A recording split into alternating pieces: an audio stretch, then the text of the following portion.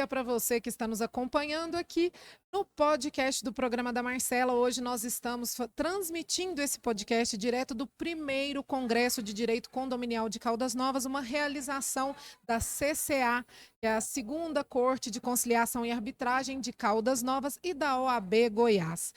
Está aqui comigo hoje para esta entrevista, este bate-papo, o doutor Diego Amaral, ele que é advogado do escritório Dias e Amaral e é especialista em direito e mercado imobiliário. Seja bem-vindo, doutor Diego.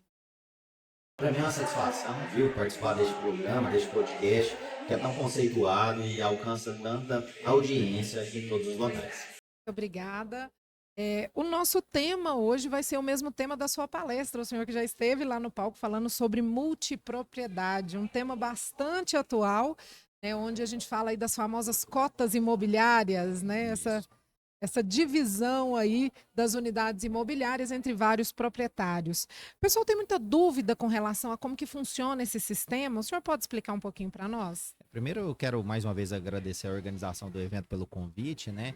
E não só agradecer pelo convite, mas dizer que foi uma grande responsabilidade, mas que aumenta muito a nossa fala, porque foi a palestra de abertura deste grande congresso, né? Eu tenho certeza que pelo sucesso de público, de congressistas, palestrantes de nível nacional, vai virar realmente calendário no Brasil e com certeza daqui a pouco os congressistas estão cobrando a cada ano que tenha o segundo, terceiro, quarto, enfim, congresso condominial de Caldas Novas.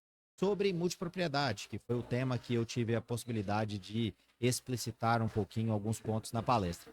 A multipropriedade, ela surge no Brasil já há alguns anos, mas de fato, comercialmente e em larga escala, ela acaba surgindo apenas há uns 15 anos, mais ou menos.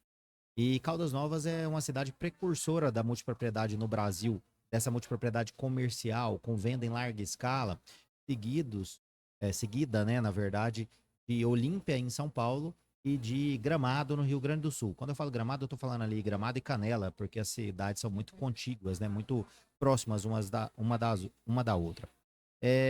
A multipropriedade, ela tem esse condão de ter uma divisão de tempo para a utilização daquele produto e, naturalmente, uma divisão de despesas, uma divisão de possibilidades nesse sentido. Então, ela oportunizou que a classe média, principalmente brasileira, pudesse ter um imóvel de férias, a chamada segunda residência, né? Uma possibilidade de, num custo muito mais acessível, eu estou falando aí de cotas imobiliárias no Brasil que variam mais ou menos, né? De 40 a mais ou menos 65, 70 mil reais, e a pessoa tem a possibilidade de ter uma ou duas ou mais semanas de utilização em um destino turístico de sua preferência. Além da possibilidade de aquisição dessa cota imobiliária, a maioria dos empreendimentos trabalha com a intercambiadora. Então, ela, ao adquirir uma cota imobiliária, muitas vezes ela tem a possibilidade até no programa de pontos que cada empresa, cada empreendedor tem, ela conseguir uma troca e fazer uma permuta, né, de utilização naquela sua semana, onde uma outra pessoa utiliza-se do seu apartamento, da sua cota em multipropriedade em determinada cidade, como por exemplo Caldas Novas, e essa pessoa que detém a cota vai para um outro destino, no Nordeste do país, no Sudeste, e até para fora do país, se for o caso. Então, isso oportunizou que pessoas que antigamente tinham imóveis de férias, e a média brasileira é que, no máximo, a pessoa passa realmente 30 dias em um determinado local, e a pessoa passava 30 dias, mas tendo uma manutenção e um custo de 12 meses, com limpeza, com IPTU, com taxas condominiais. A multipropriedade tem essa possibilidade de você dividir isso, ter a possibilidade de usar algumas semanas por ano naquele destino, dividindo todo o custo, sendo muito mais acessível para todo mundo e, como eu disse, incrementando, né, e possibilitando uma inserção da classe média para esse destino de segunda residência ou imóvel de férias, que até então era algo de possibilidade ou de privilégio apenas para os ricos do país. Existe o pessoal fala assim que quem compra uma cota imobiliária, né? É esse o nome, não é? Cota imobiliária. Exatamente. que ele compra um apartamento. Isso é verdade? De fato, tem uma escritura, tem um documento ali, ou é só um contrato, um termo que acha uma seção de direitos? O que é? Excelente, porque anteriormente já existia multipropriedade, eu falei isso na palestra, com base na Lei de Incorporação, a 459/64, com base no Código Civil, no capítulo próprio de condomínios, né? Principalmente através da convenção condominial, a multipropriedade ela já era operada. Mas em 2018, em dezembro de 2018, surgiu a Lei da Multipropriedade, é a Lei 13.777 de 2018. No apagar das luzes do governo Temer, ele sancionou essa lei e hoje é pacificado a multipropriedade e regulamentada no Brasil inteiro. Então, respondendo de forma objetiva sua pergunta, de fato hoje é possível que a pessoa tenha uma escritura e depois possa fazer um registro dessa sua cota imobiliária. Então é um direito real, é uma propriedade. No caso de falecimento, os herdeiros herdam essa propriedade, essa cota imobiliária responde por dívidas que eventualmente a pessoa possa ter e alguma outra pessoa possa buscar uma penhora, por exemplo, de imóvel. Enfim, é um imóvel como qualquer outro, só que ele é dividido agora numa parcela, né, num percentual, numa fração deste imóvel. Então, na prática, se emite, né, uma certidão de matrícula do imóvel e as matrículas complementares, que seriam os números vinculados a cada cota imobiliária, são gerados pelo cartório de registro de imóveis competente e arquivados naquele próprio CRI. Interessante a gente saber isso, porque às vezes a pessoa fica em dúvida, né? Se a cota é como um plano de férias. Porque antigamente tinha, né, os planos de férias e diferente disso, a multipropriedade, ela é realmente um patrimônio. A gente tem a outra possibilidade, assim, de forma muito rápida, até para que quem está nos acompanhando possa entender melhor da matéria. Na multipropriedade você tem a propriedade. Nós temos o direito real de uso, que é uma outra modalidade, muito similar e do ponto de vista de uso vai ser quase idêntico. A diferença é que a propriedade continua sendo o empreendedor. Você faz uma aquisição por 15 anos, por 20 anos. Passado aquele período da prestação de serviço, você deixa de poder utilizar aquele imóvel. Então é uma relação de direito obrigacional, com base no contrato de prestação de serviço. Não é uma relação de direito real, ou seja, não existe a materialidade do bem. A pessoa não adquire o bem para ela. Não, ela usa um outro bem. Entendi. E aí, assim, nesse contexto, qualquer unidade, não necessariamente a dela, Não né, necessariamente que a tá no 10, número a ali. 1204, o apartamento 12 e cota 04. Não. Ele adquire direito real de uso de um empreendimento. Então, todos os anos ela vai ter a possibilidade de usar uma semana, 2 semanas, 3 semanas, dependendo do pacote que adquire durante 10, 15, 20 anos. É o formato do direito real de uso que a gente chama. Só que neste caso não tem convenção condominial, não tem uma incorporação. É, é, a estrutura jurídica ela é toda diferente, em que pese o uso para aquele que está gozando dos fins de semana e das semanas de férias, vai ser muito similar. Mas na prática, a estrutura jurídica acaba sendo muito diferente. Entrando um pouquinho nesse assunto jurídico, do direito, que é o nosso tema, afinal de contas, nós estamos aqui num congresso de direito condominial. Doutor Diego, esse formato das cotas imobiliárias isso é um pouco novo, é um pouco recente no Brasil. E aí foram surgindo algumas demandas jurídicas, né, com relação a consumidor, né, as empresas que vendem, comercializam essas cotas e também as que administram, que são às vezes diferentes, nem sempre são as mesmas empresas. Quais são as maiores demandas hoje do judiciário com relação à multipropriedade? Sem dúvida nenhuma, é o número de cancelamentos, de distratos.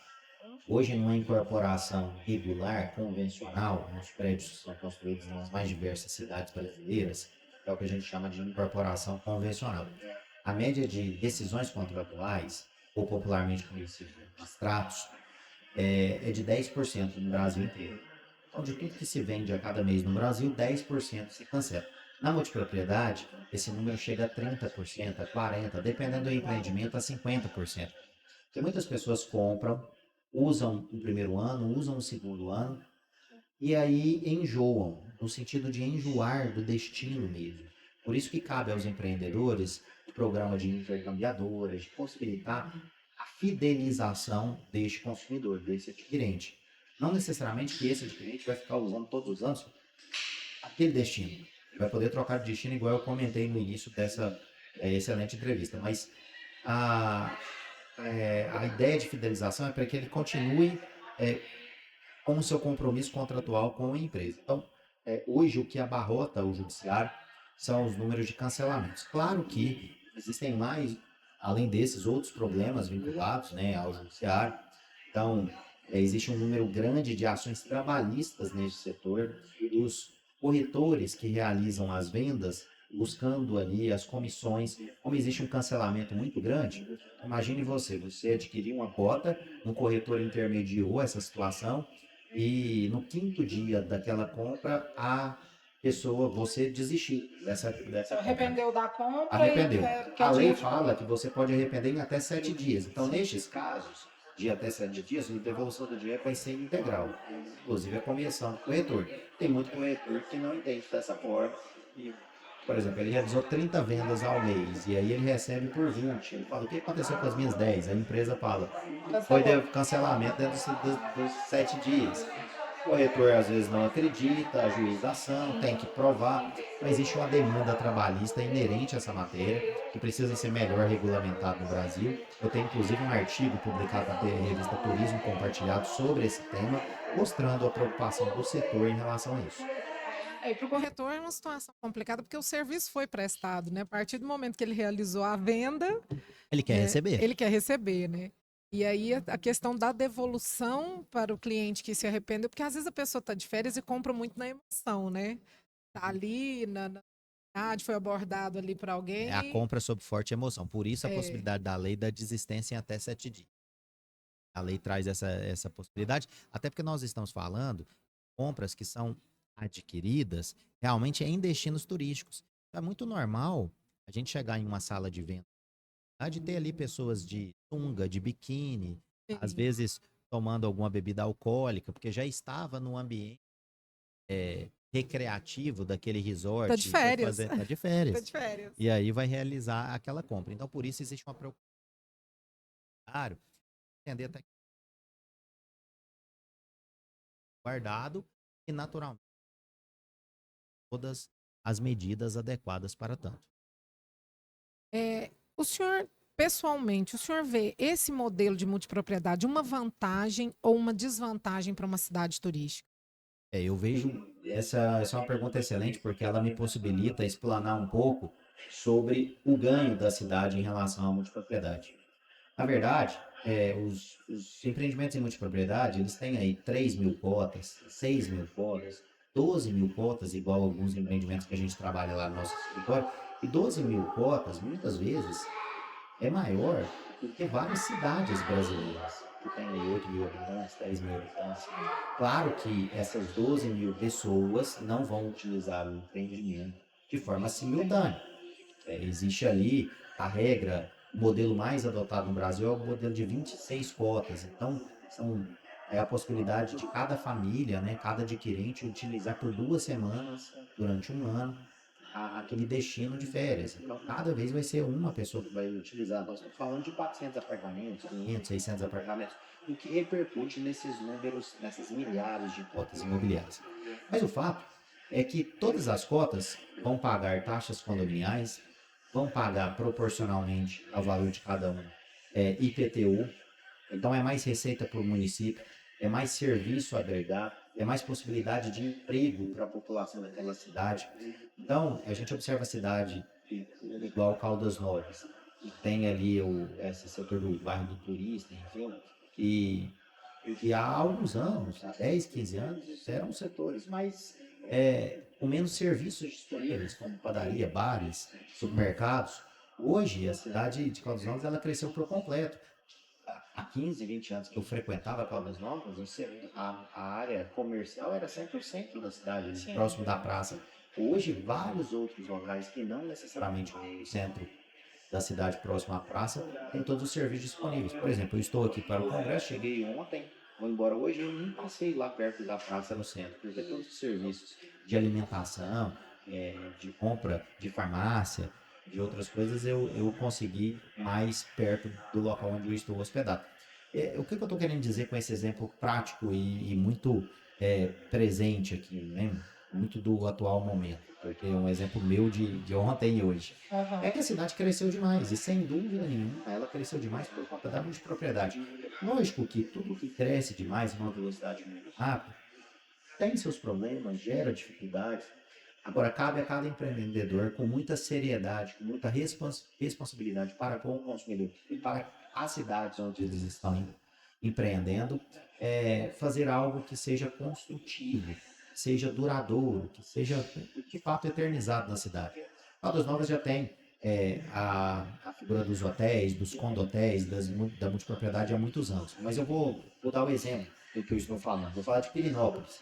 Nós estruturamos o primeiro empreendimento em multipropriedade de Pirinópolis, que trabalha com bandeira hoteleira e que veio num conceito muito vinculado à cidade de Pirinópolis, com uma construção que respeitava a arquitetura da cidade, com a resolução de um problema de inundações que tinha ali no Rio das Mortes, no leito do rio, com programas e projetos ambientais que resolveram esse problema, fora o recolhimento de impostos, empregos, destino turístico para outros turistas, né? Outras pessoas passam a visitar a cidade. Então, assim, eu vejo com muitos bons olhos as cidades turísticas que detêm esse potencial. Inclusive agora, a gente está até tendo uma tendência natural da multipropriedade, ainda muito incipiente, muito pequena, mas de possibilidade de ter a multipropriedade de negócios em algumas cidades, como por exemplo São Paulo. Então, até então, o destino é muito sempre turístico, vinculado a parques, praias, montanhas. Agora está tendo alguns empreendedores que estão desenvolvendo a possibilidade do destino é, é, do turismo de negócios, né? Para pessoas que precisam ali, uma vez a cada 2, 3 meses, estar em determinada cidade e ter um local para utilizar com os serviços direcionados. Então, a própria multipropriedade vem mudando um pouco esse conceito também nos últimos anos. Nosso tempo está terminando. É um assunto que daria para a gente ficar aqui conversando. Tem muitas dúvidas ainda. Eu mesmo tenho bastante dúvidas com relação ao tema multipropriedade, mas ficará para uma próxima oportunidade. Vou deixar o espaço para suas considerações finais. Marcelo, eu quero só te agradecer, dizer que para mim é um privilégio, uma satisfação muito grande estar contigo aqui neste programa, como eu disse no início, de tamanha audiência, tamanho alcance, né? E que realiza o que eu vejo de mais importante na imprensa de forma geral, que é trazer conhecimento para a população, informação sobre os mais variados assuntos. Muito obrigada, nós aqui agradecemos a sua participação aqui e daqui a pouquinho nós voltamos com mais entrevistas aqui no primeiro Congresso de Direito Condominial de Caldas Novas. Já já estamos de volta.